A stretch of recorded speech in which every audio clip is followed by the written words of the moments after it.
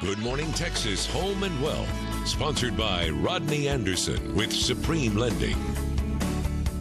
We've all heard about the hype over the Federal Reserve increasing interest rates last week, but does it really affect you and your money?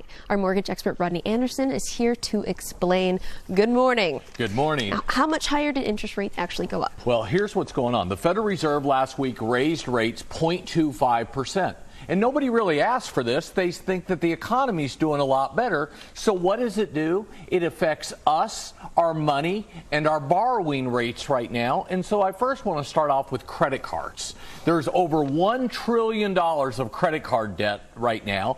And those interest rates last week went up 0.25%. So let's say your credit card interest rate was at 17.25. Okay. I have a Citibank card. I pay it off every single month, but my rate, if I kept a balance on it, would be 17.25%.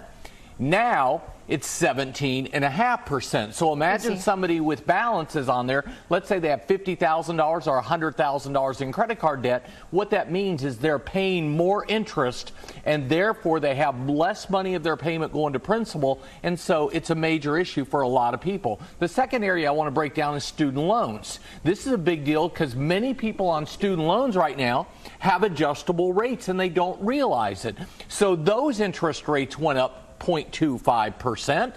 And the other one is home equity lines of credit. This is another big area. A lot of people have what's called a HELOC out there. I had a customer just refinance his HELOC because on a $255,000 home equity line of credit, his interest rate has went from 5% all the way up to 5.75% just in the last year, and the Federal Reserve is expected to raise rates twice again this year. So, and then there's one other area we're going to talk about. Give it to me. Just give it to me. We're already going there. Okay. Adjustable rate mortgages.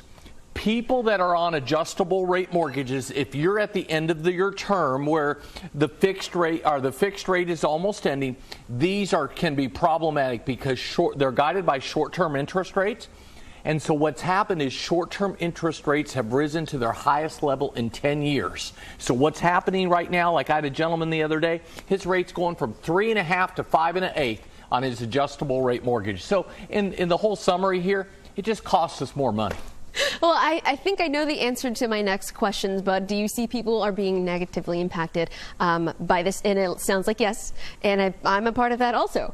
Yeah, if you have student loans, and we talk about this a little bit, it affects you. It affects so many people out there. But what I love when you come on is that you're giving us the reality. You know, sometimes reality hurts, but it's the truth, but you always bring us a solution also. Yeah, I mean, here's what I tell people. It's like I had a gentleman refinance the other day and do a cash-out refinance, and he combined his adjustable rate mortgage with his credit card debt, with student loan debt, all into one area. And I tell people, as interest rates continue to go up, you're just going to pay more on your credit cards, your student loans, your home equity lines of credit. So consolidate it all together. If you have good to excellent credit, go do a cash out refinance. Look and see what your options are, because Alana, so many people that I see on a daily basis are paying 20, 22, 25% on these credit cards, and you'll never get ahead when you're paying that. If you haven't considered refinancing, this is the time to do it. So I know I love how much information you bring on, but I know you have so much more. So I'm going to suggest you give Rodney a call. It's 1-800-EXPRESS.